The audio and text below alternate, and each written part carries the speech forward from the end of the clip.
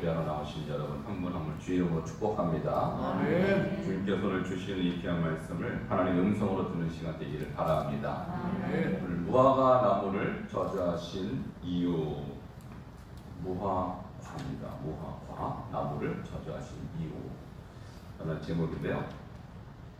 이 본문 말씀 여러분 잘 아실 거예요. 예수님께서 이제 예루살렘에 나귀를 타고 입성하였습니다.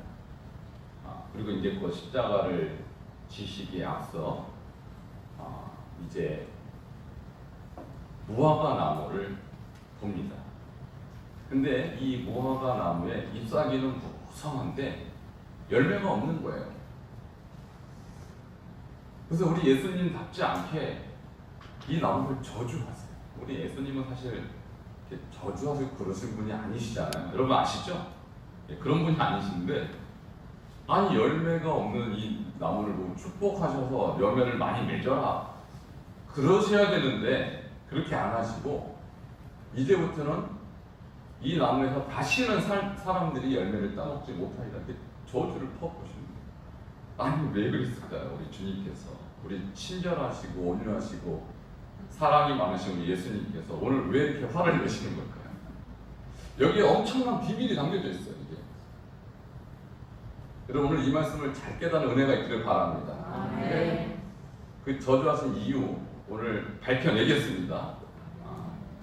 수요일날은 저희가 이제 7월부터 신학 과정을 들어가기 때문에 수요일날은 조금 심도 있게 제가 다루려고 합니다. 아직 시작은 안 했지만 그리고 오늘 이 주제는요 사실 신학교에서 다루는 주제예요. 또 그리고 좋은 신학교에서만 다룹니다. 우리 반석 중앙신학교 좋은 신학교입니다. 아멘. 이거 굉장히 심도 있고 이 오늘 메시지를 깨달으면 여러분 성경이 확 열려요. 굉장히 중요한 주제입니다. 자, 이 용어를 먼저 정의하도록 하겠습니다. 먼저 무화과 나무는 무엇을 상징하는가 하면요. 잘 아시다시피 이스라엘을 상징해요. 우리 지난주에도 무화과와 또 포도나무에 관한 얘기를 저희가 했지 않았습니까? 무화과는 포도와 함께 이스라엘을 상징을 하는데 특별히 이스라엘의 유대교를 상징하는 거예요. 유대교. 이거 잘 여러분 이해하십시오. 이스라엘 백성을 의미하는 것이 아니라 이스라엘 백성이 믿었던 그 신앙, 유대교죠. 그러니까 그를 조금 유식한 말로 유다이즘이라고도 해요. 유다이즘. 그러니까 조금 더 세밀하게 말하면 유대적 율법주의를 말하는 거예요. 그러니까 그들이 하나님을 믿었잖아요. 하나님 믿는다고 했지만 그들이 믿었던 하나님 신앙, 여호와 신앙이 과연 하나님이 받는, 하나님이 기뻐하시는 신앙이었는가? 라고 했을 때 아니라는 거죠. 아니라는 거예요. 하나님 주신 율법, 하나님 주신 말씀은 그야말로 하나님의 계명이고 하나님의 뜻인데 그 뜻대로 지키지 않고 자기네들의 자의적인 해석을 했단 말입니다. 그러니까 율법은 선한 것이고 계명도 선한 것인데 그들의 해석과 적용이 악했어요. 그거에 대해서 오늘 무화과 나무가 바로 이스라엘이 갖고 있는 유대교 율법주의 신앙을 말하는 것이라는 거예요. 자, 그러면 잎사귀는 무성했다고 했지 않습니까? 근데 잎사귀가 상징하는 것은 뭐냐면 그 유대교의 형식주의를 말해요. 형식주의. 자, 율법이 강조하는 바는 두 가지입니다. 여러분 너무너무 잘 아시죠? 첫 번째 누구 사랑? 하나님 사랑. 그죠? 가장 큰 계명에 첫 번째 하나님 사랑. 두 번째는 이웃 사랑. 자, 하나님은 어떻게 사랑한다고요? 마음을 다하고 뜻을 다하고 힘을 다하여 내 하나님 여호와를 사랑하라. 자, 하나님의 사랑하는 구체적인 방법이 뭐예요? 오늘 내가 내게 명하는 이 말씀을 너는 마음에 새기고 내 자녀에게 부지런히 가르치고 집에 앉았을 때든지 길을 갈 때든지 누워있을 때든지 이 말씀을 강론할 것이며 너는 또 그것을 내 손목에 메어 기호를 사놓으며 내 미간에 묻혀 표를 삼고 또 내 집 문설주와 가까운에 기록할지니라. 자, 하나님이 사랑하는 방법은 그야말로 말씀을 사랑하는 거라고요. 자, 내 이웃은 어떻게 사랑합니까? 내 몸과 같이, 내 자신과 같이 사랑하라는 거예요. 그것을 마태복음 7장 12절에는 누구든지 남에게 대접을 받고자 하는 대로 너도 남을 대접하라. 이것이 뭐라고요? 율법이요 선지자니라. 그러니까 율법과 선지자는 구약 성경을 총체적으로 말하는 것인데 다른 사람 섬기고 대접하라는 거예요. 그것이 성경적인 삶이고 가르침이라는 거예요. 여러분 요즘 대접 많이 하고 계십니까? 그죠? 하고 계시죠? 예, 믿습니다. 예. 먼저 대접하는 거예요. 이게 기독교예요. 이게 성경이고 너무 간단하지 않아요? 자, 성경은 뭘 가르친다고요? 먼저 대접하라고요. 대접하라고. 그러면 끝나는 거예요. 너무 간단한 거예요. 이것은. 자, 그런데 유대인들은 대접하지 않았습니다. 특별히 유대인과 율법주의자들은 대접하지 않았어요. 대접받았어요. 그리고 대접받기만을 원했어요. 내가 누군데, 내가 제사장인데, 내가 율법사인데, 내가 너희들의 선생인데 대접받기만을 좋아했다 이 말입니다. 그러니까 그것이 다 잎사귀만 무성한 무화과 나무를 비유한다는 것이 섬기지 않았습니다. 그 사람들. 자, 이것에 대해서 지금 주님께서 이제 지적하신 조금 이제 감이 옵니까? 왜 예수님이 이 무화과를 저주하셨는지 이 무화과 나무를 자, 왜 저주하셨는가에 대한 두 가지 이론을 말씀드릴게요. 두 가지 이론. 첫 번째 이론. 너무 배가 고파서 자 여기 뒤에 물음표가 있죠. 너무 배가 고파서가 아니고 너무 배가 고파서 저주하셨나? 라는 그런 신학적 견해가 있다라는 거예요. 자, 사실일까요? 아닐까요? 아, 우리 예수님이 배고프다고 저주하실 분이십니까? 40일을 금식하신 분이? 자, 우리 12절 한번 읽어볼까요? 12절. 예, 같이 한번 읽겠습니다. 시작. 이튿날 그들이 배단 위에서 나섰을 때 예수께서 시장하신지라. 자, 지금 상황은 분명히 배가 고픈 건 사실입니다. 그런데 배가 고파서 여러분 무화과는요 배고플 때 먹기 딱 좋은 과일입니다. 양이 일단은 많아요. 그리고 맛있어요. 여러분 드셔보셨죠? 무화과 참 맛있습니다. 제가 살았던 중국 신장에도 아주 노란 무화과가 있는데 얼마나 맛있는지 몰라요. 근데 한국에 와보니까 무화과 빨갛더라고요. 보라색이나. 한국 거도 맛있더라고요. 근데 제가 이스라엘 갔을 때는 무화과의 때가 아니었어요. 둘 다 겨울철이어서 무화과를 못 먹었어요. 말린 거는 먹어봤는데 말린 것도 엄청 맛있죠. 어쨌든 예수님이 시장하셨는데 무화과를 따먹으려고 하니까 무화과 없어서 열받아서 그거를 저주한 걸까요? 그럴 뿐이 아니라는 거예요. 그럴 뿐이 아니라는 거예요. 자, 이거 첫 번째 그냥 신학적 견해인데 동의할 수 없습니다. 여러분 동의 안 되시죠? 아멘. 두 번째 신학적 견해가 뭔가 하면요. 이제 예수님께서 이제 예루살렘에 입성하셔서 곧 십자가를 지시기 직전의 사건이거든요. 그러니까 요일로 따지면 금요일날 십자가를 지시게 돼 있는데 월요일날 바로 이 사건이 일어났다. 그러니까 그 십자가를 지실 예수님의 심리 상태가 심히 두렵고 스트레스가 있었기 때문이라고 누가 얘기하냐면 그 유명한 알버트 슈바이처 박사가 저렇게 얘기했어요. 슈바이처 박사 아시죠? 그분은 신학자이고 또 의사 아닙니까? 그래서 역사적 예수를 찾아서라는 그분의 책에서 슈바이처는 예수가 십자가에 대한 심각한 두려움과 스트레스를 이 상태에서 지금 이런 식으로 표현했다라고 썼는데 절대로 동의할 수 없습니다.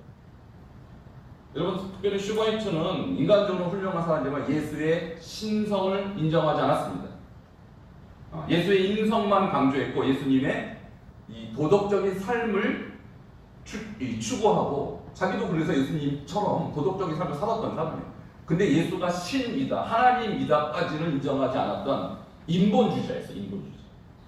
그러니까 이 해석을요 저런 식으로 갖고 해석 못하는 거예요. 역시 우리는 동의할 수 없습니다. 자, 그렇다면 이 예수님이 이 사건에서 예수님이 왜 저주하셨는가? 그 근거가요 무화과라는 단어 속에 들어있어요. 무화과라는 단어. 자, 우리말로 무화과 그러면 그냥 한 종류죠. 근데 이스라엘은요, 무화과가 두 종류가 있어요. 두 종류. 한번 볼까요? 자, 3월에서 4월에 6월절쯤에 첫 무화과가 맺힙니다. 근데 이 무화과는요, 아주 작은, 그리고 맛도 별로 없는 그런 무화과가 맺혀요. 그것을 파게라고 해요. 파게. 자, 이런 단어들은 여러분 기억하시는 게 좋겠습니다. 한번 따라하시죠. 파게. 자, 그러니까 첫 무화과 맛도 없고 크기도 작고, 그래서 겉으로 볼 때는 열매가 보이지 않습니다. 그러니까 예수님께서 지금 6월절 바로 직전 상황이기 때문에 적어도 이 무화과가요 맺혔어야 돼요. 적어도. 이해되시죠? 그러니까 예수님이 열매를 찾은 이유는 저 파게를 찾으신 거예요. 그래서 우리가 예수님이 지금 벳바게에서 베다니로 오셨거든요. 그래서 벳바게가요 베이트 파게예요. 베이트 파게. 베이트는 집이고 파게는 무화과란 뜻이에요. 작은 무화과. 그러니까 벳바게의 뜻이 무슨 뜻이냐면은 작은 무화과의 집이란 뜻을 갖고 있는 작은 마을이라 이 말입니다. 아주 작은 마을이었죠. 자, 그러면 무화과가 제대로 열리는 것은요, 여름철 6월부터 열리기 시작해서 이제 여름이 끝나는 11월까지 무려 4차례에 걸쳐서 계속 열립니다. 그러니까 총 5차례에 걸쳐서 무화과가 맺혀요. 이 여름철에 맺히는 무화과를요, 테에나라고 합니다. 한번 따라 하십시다. 테에나. 여러분 처음 들어보셨죠? 네. 반석 신학교에서만 가르쳐 줍니다. 다른 데는 안 가르쳐줘요. 근데 이 테에나를요, 이제 베이트 테에나를 빨리 하면 베타니가 이렇게 된 거예요. 그러니까 이 히브리어를 영어로 베이타니가 한국말로 베다니 이렇게 해서 발음이 좀 변형된 것입니다. 자, 그래서 베단이라는 동네는 6월부터 11월까지 맺히는 그 무화과의 집 이런 뜻을 갖고 있는 거예요. 그러니까 지금 벳바게에서 베다니로 옮겼을 때 베다니에서 일어난 사건 아닙니까? 그러니까 예수님이 지금 이 작은 무화과라도 드시려고 지금 이 이파리를 막 휘쳐가면서 작은 거니까 안 보여요 사실. 그냥 속에 조그만 것들이 몇 개 있어야 되는데 없기 때문에 발생한 사건이죠. 자, 그러면 이 두 단어를 기억하면서 마가복음 11장 13절을 다시 한번 해석하면요 답이 나와요. 저기에서 왜 예수님이 저주하라고. 제가 한번 해석을 해볼게요. 자, 멀리서 잎사귀는 한 무화과나무를 보시고, 자, 아까 밑사귀가 있으니까 3, 4월에 맺히는 뭐가 있을 것이다? 파괴가 있을 것이다. 누구나 그렇게 생각합니다. 자, 보시고 혹 그 나무에 무엇이 있을까 하여 가셨던, 지금 무엇을 찾고 계셔요? 파괴를 찾고 계시는데 보신즉 잎사귀에 아무것도 없더라. 뭐가 없는 거예요 지금? 파괴가 없어요. 이는 무화과의 때가 아님이라. 자, 그럼 무슨 뜻이에요? 태어날 때는 아니지만 적어도 파괴는 있어야 하느니라. 그 뜻입니다. 13절. 자, 이제 좀 보이십니까? 이 문장이 보이세요? 자, 그러니까 예수님이 기대하는 것은 큰 것을 기대하는 게 아니에요. 아주 작은 열매라도 있어야 되는 거예요. 아주 보잘것없는 그 열매라도 이 나무에는 있어야 정상적인 무화과라는 거예요. 그런데 그것이 없단 말입니다. 그럼 이 나무는요, 어떤 의미를 갖고 있냐면 형식주의적인, 겉으로는 무성한, 사람들한테 보이는, 그러나 그 내용에 실체가 없는, 삶이 없는, 행함이 없는 이 유대교를 상징하는 나무입니다. 자, 그러니까 예수님이 저주한 것은요, 이 나무를 저주한 것이 아니라 하나님의 뜻대로 살지 않고 하나님의 말씀도 순종하지 않고 겉으로 형식적으로만 종교인인 척하고 형식적으로 하나님을 섬기는 척했던 유대교를 저주하신 것입니다. 아멘. 그러니까 놀라운 사건입니다. 왜 오늘 제가 이 본문을 여러분과 함께 나누냐면요, 우리는 보통 교회가, 신약 교회가 언제부터 시작되었다고 생각하십니까? 신약교회의 시작을요, 오순절 성령 강림으로부터 시작했다고 다들 그렇게 생각을 해요. 저도 그렇게 알고 있어 왔습니다. 왜냐하면 성령이 임하셔서 그 예루살렘의 사람들이 모여서 이루는 것이 교회거든요. 그러니까 신약교회의 시작을, 기원을 성령 강림으로 보았다는 거예요. 그런데 오늘 마가복음 11장 이 13절 이 구절을 통해서 우리가 알 수 있는 것은 뭐냐면, 예수님께서 이제 구약에 기초한 유대교를 저주하신 사건은 이 날이 바로 진정한 신약교회가 시작한 날이라는 것을 의미하는 것입니다. 자, 왜냐하면 이 다음 구절들이 굉장히 중요합니다. 자, 넘기세요.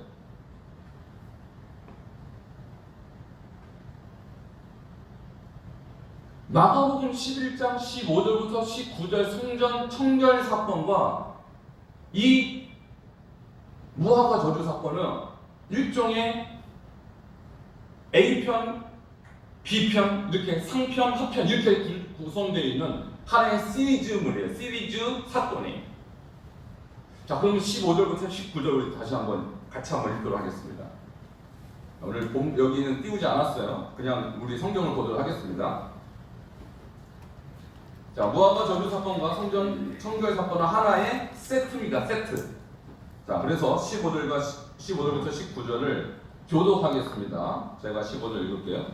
그들이 예루살렘에 들어가니라. 예수께서 성전에 들어가사 성전 안에서 매매하는 자들을 내쫓으시며 돈 바꾸는 자들의 상과 비둘기 파는 자들의 의자를 둘러 엎으시며 아무나 물건을 가지고 성전 안으로 들어가기를 허락하지 아니하시고 이에 가르쳐 이르시되 기록된 바 내 집은 만민이 기도하는 집이라 칭함을 받으리라고 하지 아니하느냐. 너희는 강도의 소굴을 만들었도다 하시매 내 제사장들과 서기관들이 듣고 예수를 어떻게 죽일까 하고 꾀하니 이는 우리가 다 그의 기록을 놀랍게 여김으로 그를 두려워합니다. 그리고 날이 저물매 그들이 성 밖으로 나가더라. 아멘. 자, 이 사건하고요, 앞에 무화과 나무 저주 사건은 하나의 세트예요.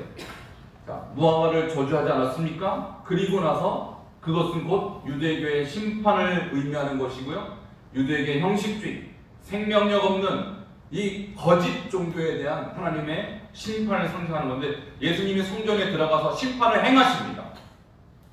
그것이 바로 성전 정결 사건입니다. 자, 그래서 결론은 뭐냐면, 열매 맺지 못하는 무화과를 저주하신 이유는 생명력을 상실한 유대교에 대한 종말을 선포하기 위해서 저주하신 것입니다. 여러분 이해되셨습니까? 아멘. 자, 그래서 생명력을 상실한 유대교가 종말이 됐다는 것은 무엇을 의미하냐면, 새로운 하나님의 공동체가 시작되었으니 그것이 바로 신약교회인 것입니다.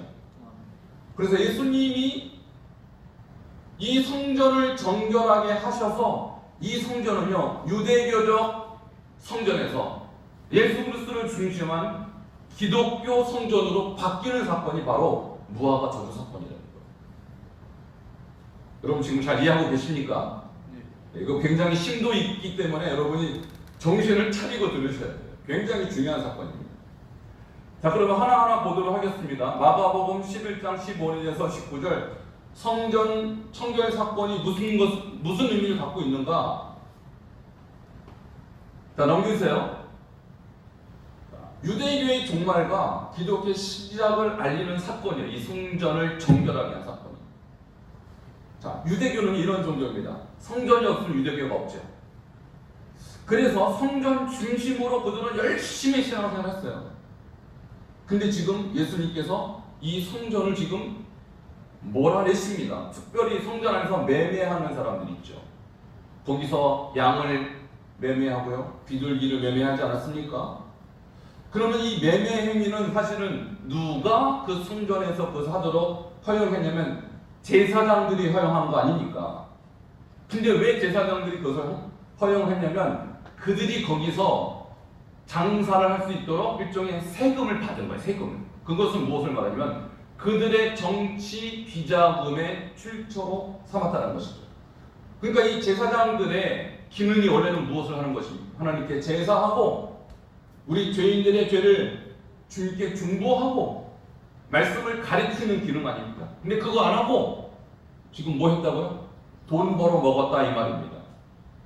이것이 그 당시의 유대교예요.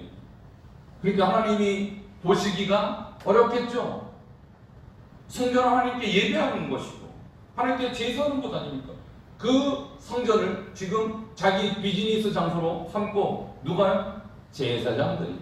이런 성전을 하나님이 그냥 두실 리가 없다라는 것이죠. 아멘. 그러니까 주님께서 어떻게 하신 거예요? 그 불의한, 그 정결하지 못한 이 유대교를 쓸어버리는 사건이 바로 성전 청결 사건입니다. 여러분, 교회는 거룩한 공동체입니다. 아멘. 성전은 하나님이 계신 곳입니다. 아멘. 하나님이 영임하시는 곳입니다. 그래서 성전은요, 하나님과 교제하는 거룩한 곳이지 거기서 매매 행위를 함으로써 누구의 이득권을, 특별히 제사장들의, 종교 기득권자들의 이득을 취하는 장소로 전락하면 안 되는 것이죠. 그래서 두 가지 기능을 마비시켰어요. 예수님이 이 성전을 정결케 하는 그 사건은 두 가지 기능을 마비시켰습니다. 첫 번째, 상업 기능을 마비시키셨습니다. 15절을 다시 한번 읽도록 하겠습니다. 성경을 직접 보셔야 돼요. 함께 읽을게요. 시작. 그들이 예루살렘에 들어가니라. 예수께서 성전에 들어가사 성전 안에서 매매하는 자들을 내쫓으시며 돈 바꾸는 자들의 상과 그들이 파는 자들의 의자를 둘러 엎으시며. 두 가지 단어가 나와요. 하나는 쫓아내시고, 자, 성전에서 매매하는 자 쫓아내시고, 또 돈 바꾸는 자들. 그 당시에는 성전세를요, 거기서 바꿨어야 되거든요. 일반 화폐와 성전세가 다릅니다. 그다음 돈 바꾸는 자들과 비둘기 파는 자들의 의자를 둘러 엎으시고, 더 이상 성전에서 상업하는, 비즈니스하는, 돈 버는, 그래서 종교 기득권자들의 배를 채우는 그런 장소로 전락시키지 못하도록 상업 기능을 마비시키신 사건이에요. 두 번째는 종교 기능을, 다시 말하면 유대적 형식주의 종교 기능을 마비시킨 사건입니다. 마비 사건. 16절을 성경 직접 보고 읽도록 하겠습니다. 시작. 아무나 물건을 가지고 성전 안으로 진입하기를 허락하지 아니하시고. 여기서 물건이라는 것은 성전 기물을 말하는 거예요. 기물. 그러니까 예배를 위해서 쓰는 그런 물건들을요, 가지고 돌아다니지 못하게 했다.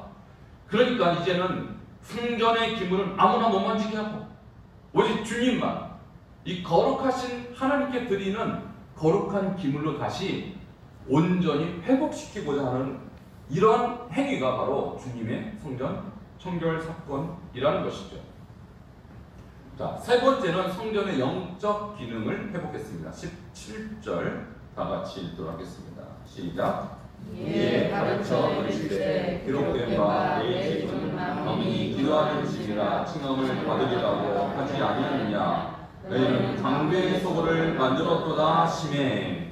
자, 원래 성전이 하는 기능은요, 만민이 기도하는 집이었어요. 근데 지금 유대교의 성전은 오직 유대인만 들어옵니다. 이방인은 들어올 수 없습니다. 물론 여자는 들어올 수 있었고 여성의 뜰, 이방의 뜰도 있었지만 실제로 예배하는 그 성전에는 이방인 출입 금지입니다. 근데 성전은요, 원래는 누가 기도하는 곳이냐면 만민이 기도하는 선교적인 공동체가 바로 이 성전이거든요. 근데 유대교는 그것을 금지했다는 것이죠. 이 모든 것 하나하나가 그들은 하나님 뜻과 전혀 관계없는 자기네들만의 종교 공동체를 형성해 나갔다는 것이죠. 여기서 내 지분 할 때 영어로 my house는요, 대문자로 해서 소유권이 주님께 있다라는 거예요. 이 교회가, 이 성전. 이것은 이사야 56장 7절에서 인용한 것으로서 성전이 가야 되는 방향, 그것은 세계 선교이고 그것은 하나님과 교제하는 영적 기능을 해야 되는 곳이 성전임을 주님께서 말씀하셨다는 것이죠. 그래서 상업 기능을 폐하시고 또한 그들의 외식적인 종교 기능을 폐하시고 온전한 영적 기능으로 회복시킨 사건이 바로 이 사건이라는 것이죠. 그런데 이 사건을 본 유대인들의 반응은요, 실로 무섭고 폐역적입니다. 우리 18절도 함께 읽도록 하겠습니다. 18절입니다. 시작. 유대 사람들과 서기관들이 듣고 예수로부터 주들과 함께 하니 이는 우리가 다 그의 교훈을 놀랍게 여김으로 그를 두려워함이더라. 자, 이 사건을 보고요, 이제 유대교 지도자들은 큰일 난 거예요. 왜냐하면 자기네 그동안 비자범에 출처였던 이 성전에서 매매하는 사람을 다 멸쳤거든요. 이 돈줄이 끊긴 거예요. 자, 이들의 목적은요, 하나님을 예배하고 하나님께 기도하고 만민이 기도하는 집으로 이 성전을 활용한 것이 아니라 그들은 비즈니스의 장소로 자기의 돈줄로 여겼단 말입니다. 이것에 대해서 주님은 용납할 수 없었던 것이죠. 그래서 둘러 엎으시고 내쫓으신 것을 보고 그들은 위기감을 느꼈어요. 아, 이제 돈줄이 떨어지겠구나. 아, 이제 우리의 기득권이 이 예수라는 작자 때문에 위협을 받는구나. 쉽게 말해서 우리 유대교가 핍박을 받고 우리 유대교가 이제 위협을 당하는구나. 여러분, 그들은요 제대로 느꼈어요. 이제 주님은 무화과를 저주하신 것은 바로 그들의 가식적인 신앙을 저주했고 그들의 생명력 없는 거짓 신앙을 저주한 것인데, 그들은 그 예수가 성전 안에 들어와서 행하는 모든 행위를 보고 이제 자기들의 시대가 끝났음을 직감했습니다. 그래서 오직 한 가지 방법밖에 없는 거예요. 그 예수를 죽일 수밖에 없는 거예요. 그래서 예수를 십자가에 죽이기로 그들은 결의할 수밖에 없었죠. 이게 그들의 어떤 정치적인 또 그들의 어떤 탐욕적인 원인을 거기서 우리가 발견할 수 있다는 것이죠. 예수님께서 이 땅에 오셔서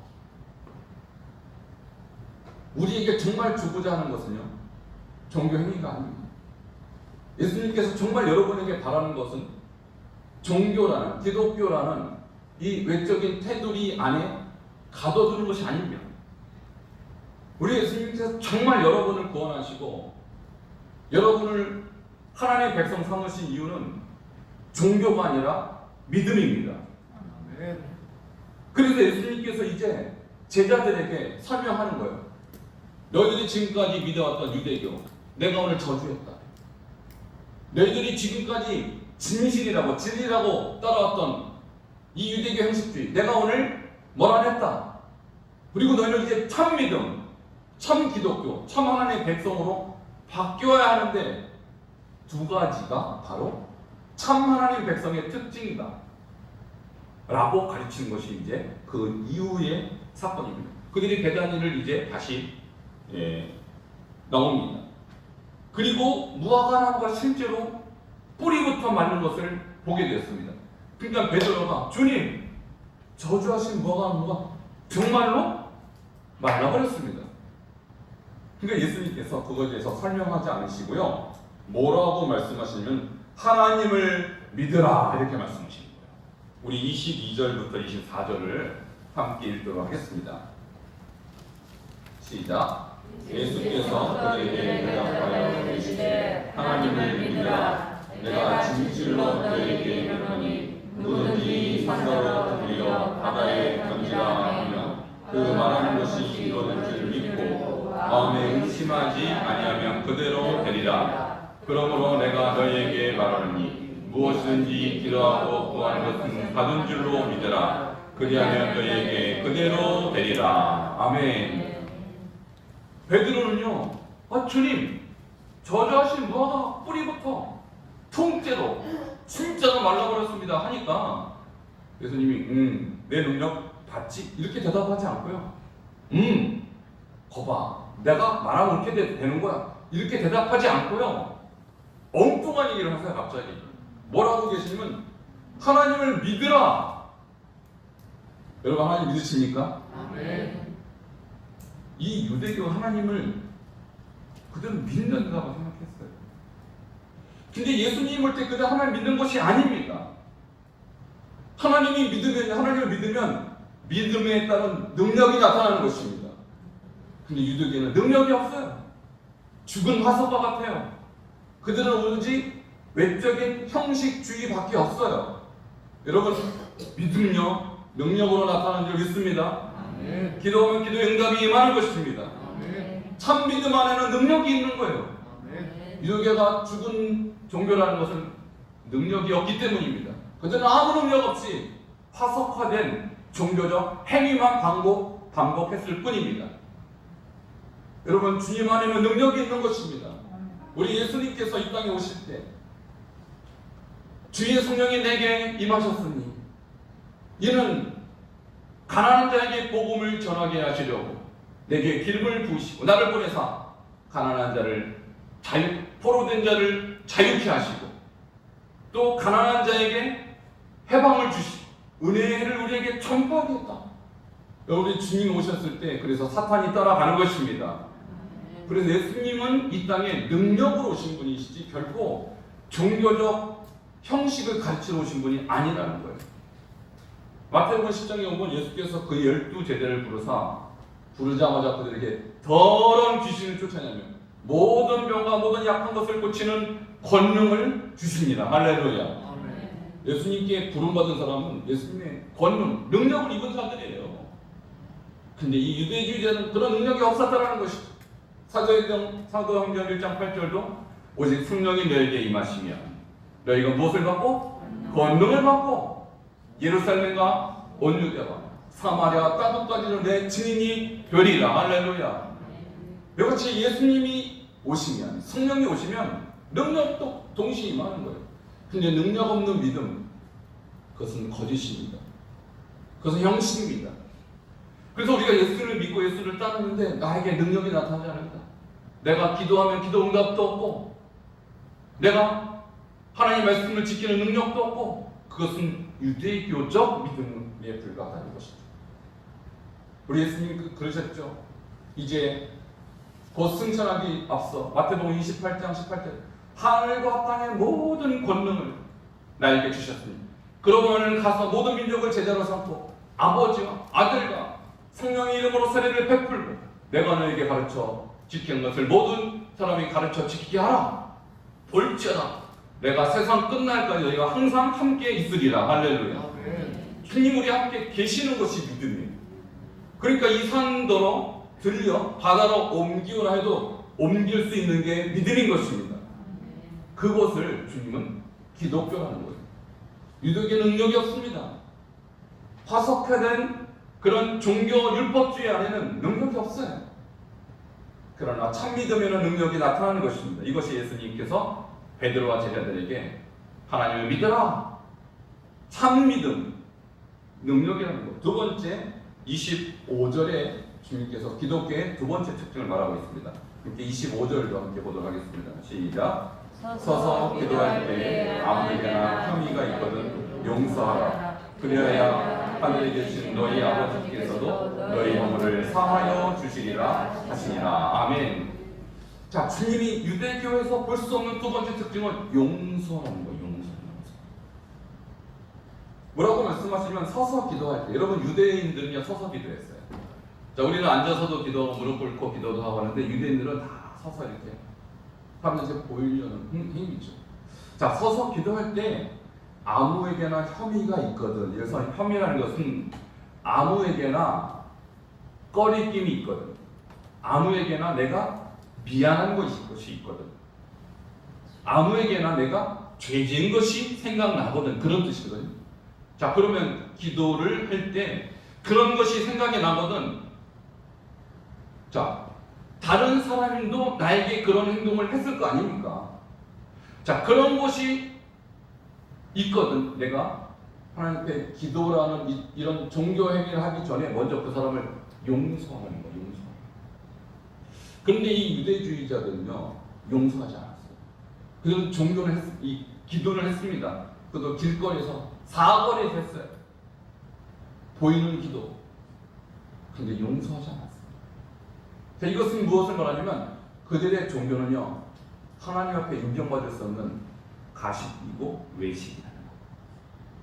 그래서 지금 새벽 기도 때 계속해서 산상수훈을 제가 나누고 있지 않습니까? 산상수훈을 보면요, 거의 다 마태복음 7장 같은 경우는 이 외식에 대한 말씀을 하고 있는 것입니다.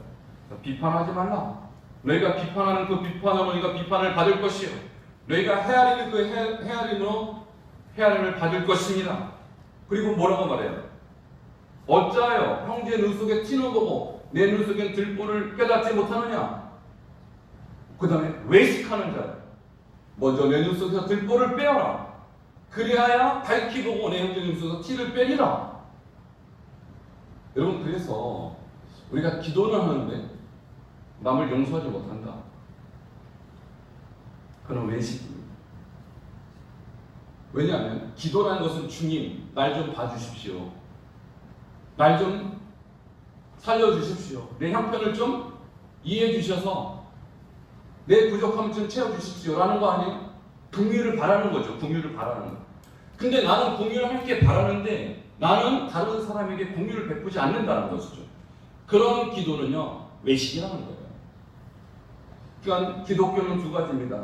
믿음인데요, 참 믿음이고 능력의 믿음이며, 또 한 가지는 뭐냐면 내가 하나님께 긍휼을 구하는 것처럼 나도 다른 사람에게 긍휼을 행하는 것, 긍휼을 베푸는 것, 그것이 기독교라는 거예요. 여러분, 이 두 가지 여러분에게 있기를 축원합니다.